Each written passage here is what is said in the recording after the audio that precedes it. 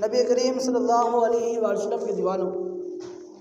اب جو شخص پتلا ہو، بالکل سوکھا کاکڑی جسے ہم کہتے ہیں کہ یہ کاکڑی ہے، انگل کے برابر ہے، جس طرح یہ انگل ہماری سوکھی سی ہے یہ بھی ایسے ہی ہے،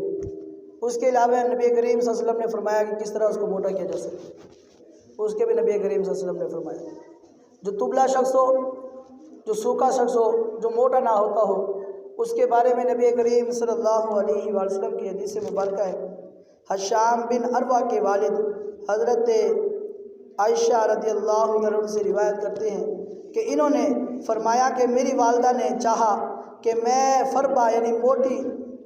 ہو جاؤں، کیونکہ مجھے آقا صلی اللہ علیہ وسلم کے پاس جانا تھا۔ انہوں نے تمام قسم کی تدابیر اختیار کی، یعنی ہر قسم کی چیز کھلانے پلانے والی اور لگانے والی جو بھی چیزیں کھلانے والی ہیں، فروٹ ہے، روٹی ہے، جو بھی چیز موٹا کرنے کے لیے جو ضروری تھی وہ تمام کی تمام چیزیں کھلائی ہیں،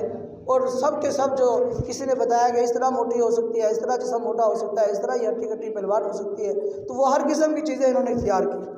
لیکن موٹی نہ ہوئی۔ یہاں تک کہ انہوں نے مجھ کو تازہ کھجور کے ساتھ ککڑی ملا کر کھلانا شروع کر دیا، تو میں بہتر طریقے سے فربا یعنی اچھی صحت کی ہو گئی۔ جو شخص موٹا نہ ہوتا ہو، جس کی صحت کمزور رہتی ہو، تو اس کے بارے میں کیا فرمایا کہ کیا کھائے؟ تازہ کھجور